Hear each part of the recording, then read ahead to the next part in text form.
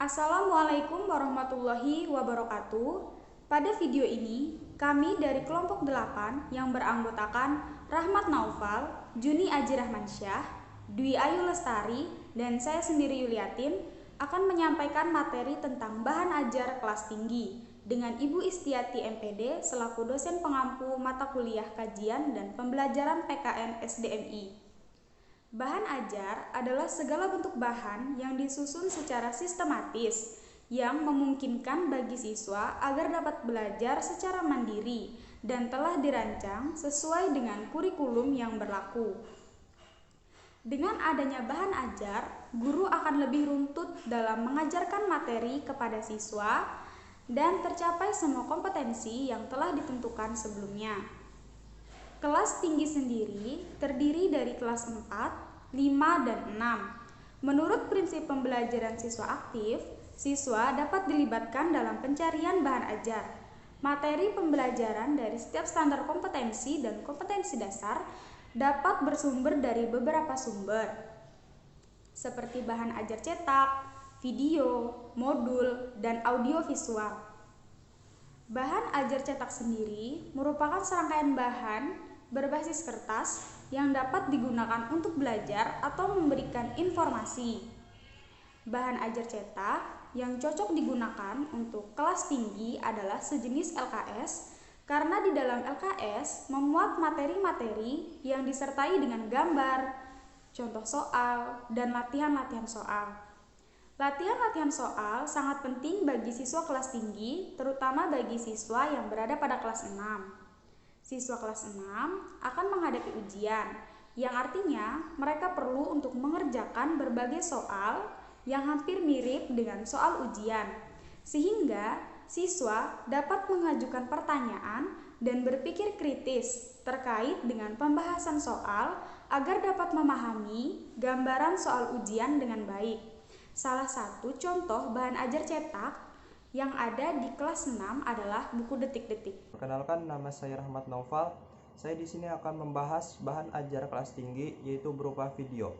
Video merupakan media elektronik yang mampu menggabungkan teknologi audio dan visual secara bersamaan sehingga menghasilkan suatu tayangan yang dinamis dan menarik. Video dapat dikemas dalam bentuk VCD dan DVD sehingga mudah dibawa kemana-mana, mudah digunakan, dan dapat menjangkau audiens yang luas dan menarik untuk ditayangkan. Media video memiliki fungsi sebagai media pembelajaran, yaitu fungsi atensi, fungsi afektif, fungsi kognitif, dan fungsi kompensatoris. Fungsi atensi, yaitu media video dapat menarik perhatian dan mengarahkan konsentrasi audiens pada materi video. Fungsi afektif, yaitu media video mampu menggugah emosi dan sikap audiens. Fungsi kognitif dapat mempercepat pencapaian tujuan pembelajaran untuk memahami dan mengingat pesan atau informasi yang terkandung dalam gambar atau lambang. Sedangkan fungsi kompensatoris adalah memberikan konteks kepada audiens yang kemampuannya lemah dalam mengorganisasikan dan mengingat kembali informasi yang telah diperoleh. Dengan demikian, media video dapat membantu audiens, yaitu peserta didik yang lemah dan lambat menangkap suatu pesan, menjadi mudah dalam menerima dan memahami inovasi yang disampaikan.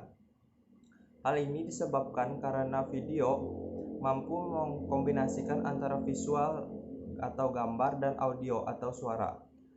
Pemilihan video sebagai media penyebar luasan inovasi selain mampu mengkombinasikan visual dan audio, juga dapat dikemas dengan berbagai bentuk, misalnya menggabungkan antara komunikasi tiap muka dengan komunikasi kelompok, menggunakan teks, audio, dan musik.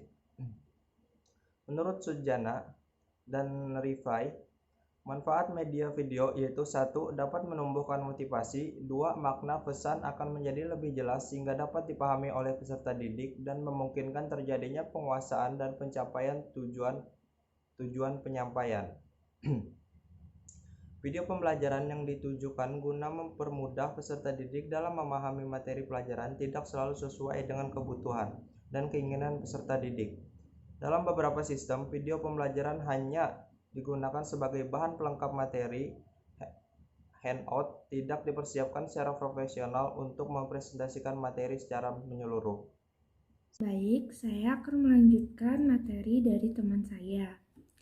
Salah satu bahan ajar cetak yaitu modul adalah sebuah buku yang ditulis dengan tujuan agar peserta didik dapat belajar secara mandiri tanpa atau dengan bimbingan guru, sehingga murid dapat berpikir kritis dan dapat mengasah kemampuan berpikirnya. Bahan ajar ini sangat cocok dengan kurikulum K13, yaitu murid dapat berpikir kritis. Belajar menggunakan modul sangat banyak manfaatnya. Siswa dapat bertanggung jawab terhadap kegiatan belajarnya sendiri. Pembelajaran dengan modul sangat menghargai perbedaan individu, sehingga siswa dapat belajar sesuai dengan tingkat kemampuannya. Maka pembelajaran semakin efektif dan efisien, sehingga bahan ajar berupa modul sangat cocok untuk diterapkan untuk anak yang berada di kelas tinggi. Modul mempunyai kelebihan sebagaimana yang dikemukakan oleh Febriarto. Kelebihan menggunakan modul dalam proses belajar mengajar antara lain: 1. Mengatasi keterbatasan waktu, ruang, dan daya indera baik siswa maupun guru. 2. Dapat digunakan secara tepat dan bervariasi seperti untuk meningkatkan motivasi atau gairah belajar, mengembangkan kemampuan dalam berinteraksi langsung dengan lingkungan belajar. 3. Memungkinkan siswa dapat mengukur atau mengevaluasi sendiri hasil belajarnya. 4. Siswa lebih aktif belajar. 5. Guru dapat berperan sebagai pembimbing bukan semata-mata sebagai pengajar. Namun, modul juga mempunyai kelemahan dalam proses pembelajaran sebagaimana yang dikemukakan oleh Febriarto, antara lain: 1. Kesukaran pada siswa tidak segera dibatasi. 2. Tidak semua siswa dapat belajar sendiri melainkan membutuhkan bantuan guru.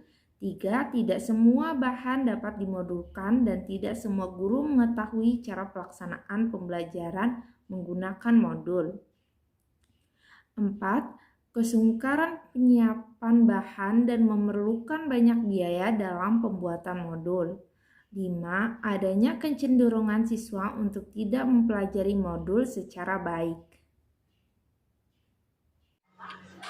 Baiklah, di sini saya akan menjelaskan pelaksanaan pembelajaran dengan menggunakan media audiovisual dalam pembelajaran PKN di kelas 4 SD.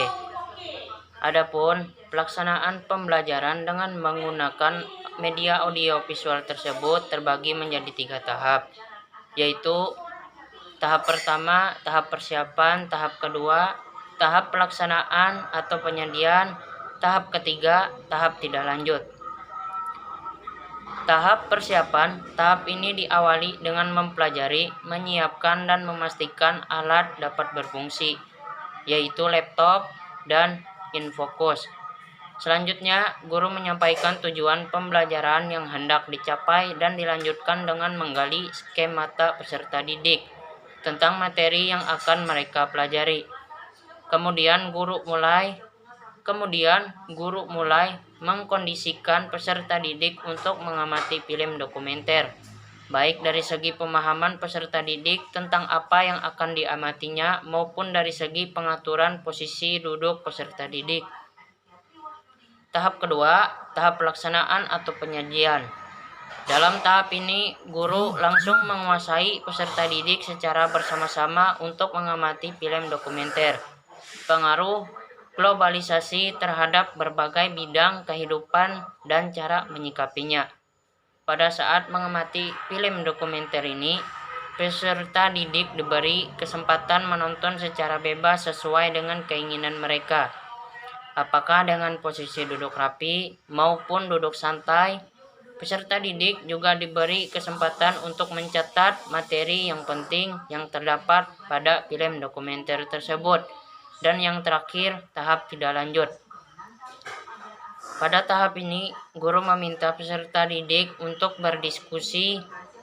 Peserta didik dibagi menjadi 6 kelompok untuk mendiskusikan contoh-contoh perilaku dalam menghadapi kehidupan globalisasi yang terjadi di lingkungannya berdasarkan film dokumenter, kemudian mengelompokkannya ke dalam perilaku positif.